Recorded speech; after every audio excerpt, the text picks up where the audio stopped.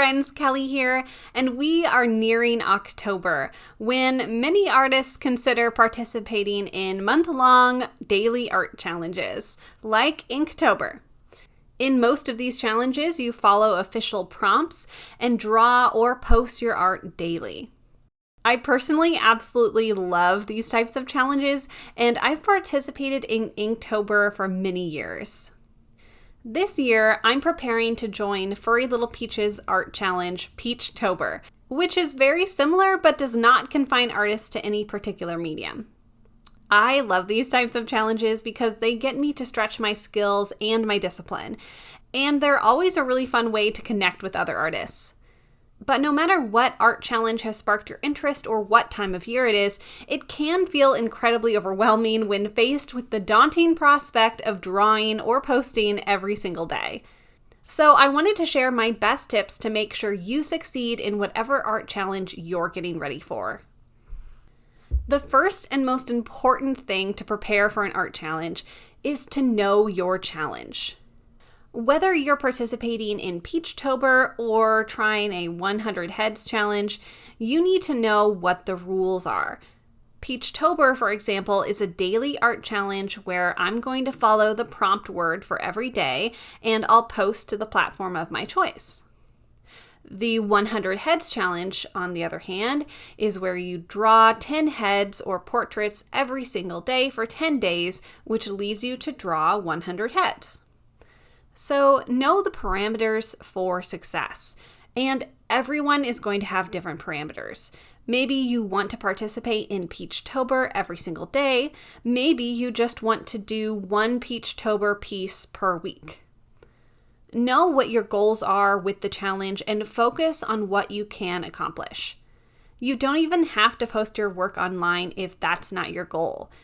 But do remember that a challenge hosted by another artist will often have a list of rules if you want to share your work with the community, like hashtags and tagging the original creator. So write down your parameters, rules, and goals. What are you creating? How much are you creating? What's the timeline you're trying to accomplish this challenge in? Will you share your work? How often will you post? What materials are you going to use? If you know exactly what the definition of success is, you will have a greater chance of reaching it. Personally, my goal is to complete all the Peachtober prompts within 2 months and post them every single day of October. I love using inks, but I'm going to be free to use any medium that I want to.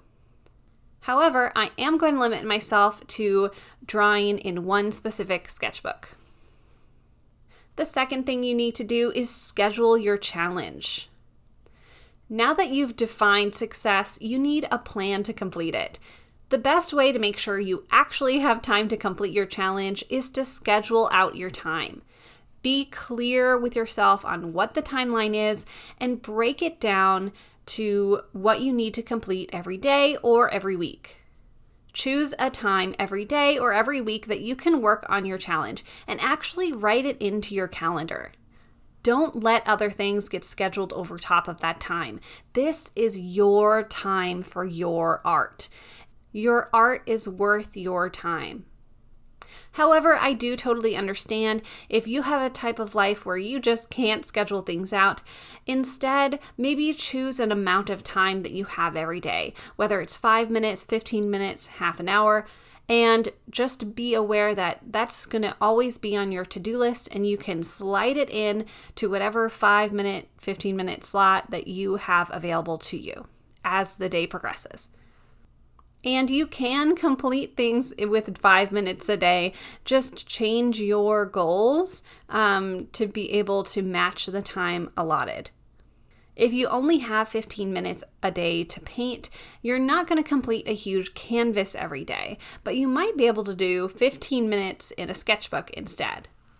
By making sure the goal matches the time available, you're setting yourself up for success. Next, you need to set up your station. Make sure you have enough supplies. If you're only using certain materials, check your stash so you have enough time to go and replenish it if you need to. And then set out all of your supplies, sketchbooks, or canvases, and make sure your desk or station is cozy and inviting. Daily challenges are especially difficult, and you will need to lower the barrier of entry to getting your work done. So, setting up a special place to work on your art can get you excited to start working every day. And having everything within reach will keep you from making excuses. If you don't have a special studio or desk, just set out your sketchbook and pens at the place in your home where you sit the most. That might be the place you sit at the kitchen table every day, or it could be your favorite armchair. But then your supplies are always within reach, and it'll remind you to work on your challenge. I've personally got my desk all set up, and I'm going to make sure to have all of my supplies out and ready to go. The next thing you'll need to be prepared is to start early. A lot of these challenges have very strict time limits that are, as the name implies, a challenge. That's certainly part of the fun, but don't feel like you have to fit everything into 1 month or 1 week. There are always going to be parts of your planning process that you can do ahead of time. For me, I'm actually painting all of my Peachtober prompts within September and October. So I've split out the 31 prompts to basically do 4 prompts every week through September and October. So instead of actually painting every day, I am still painting a lot, but I'm spreading it out between 2 months. That's just because I know I don't have time to actually do the work I want to do within this time slot because I do have a full-time job. But if you do want to do the drawings every single day, then maybe you can draw out thumbnails beforehand, make a plan.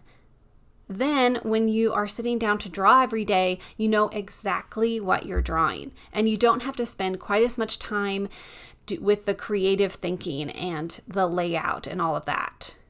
Starting to prep in this way early is going to make it so much easier and manageable to complete some of these challenges. Another example might be if you're trying to, say, finish a whole sketchbook in a week. Some people do that. I think that is absolutely so much fun. And maybe instead of drawing in advance because you want to draw everything in 1 week, you write out a bunch of prompts early, and then you can just know exactly what to draw. Or maybe you gather a bunch of reference photos so that you always have something on hand you can fill your sketchbook with. So even if you aren't actually completing any sketchbook pages or canvases before the actual challenge starts, you are preparing yourself and starting early so that when you do dive headlong into the challenge, you are ready and you have less barrier to entry and you don't freeze up. You'll be ready to go and know exactly what you're doing. And once you get started, make sure to track your progress. You could have a calendar out and mark X on the days that you've completed. You could post every day to your social media so you can see your progress. Or maybe you just list it out in a to-do list and you can cross every day or every prompt off as you go.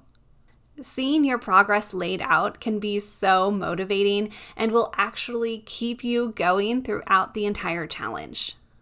And if you miss a day or two, don't be hard on yourself. You are still succeeding so much if you just are there and you show up and you try. For example, if I only complete, let's say, 30 of the 31 challenges or even just 20 of the 31 prompts, I will still have done 20 more paintings than I otherwise would have. Finally, I really encourage you to reward yourself. Prepare something fun for the end of your challenge so that you're motivated to reach the end, and when you've completed the challenge, you have something to reward yourself with. You could plan out an art date for yourself, or maybe buy yourself some special supplies or a new sketchbook, something that you will gift yourself after completion. Fulfilling these challenges is really hard. And no matter how much you complete of your challenge, just showing up and trying is such a big feat. So you really should take the time to reward yourself and congratulate yourself for showing up and doing it.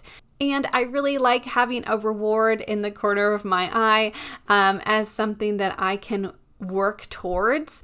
And it really makes goals so much more fun. So with these tips and just a little bit of discipline, I know you can succeed in your next art challenge. Let me know in the comments if you're participating in any art challenges this October, or if you're planning a completely different type of challenge right now. I have a lot of ink-related videos coming out in October to kind of celebrate the Inktober season, but let me know if you're participating in Peachtober too, because I am really, really excited about the prompts this year. Follow me on Instagram if you want to see my takes on the Peachtober prompts, and I will talk to you all in the next video. So have a great day. Bye!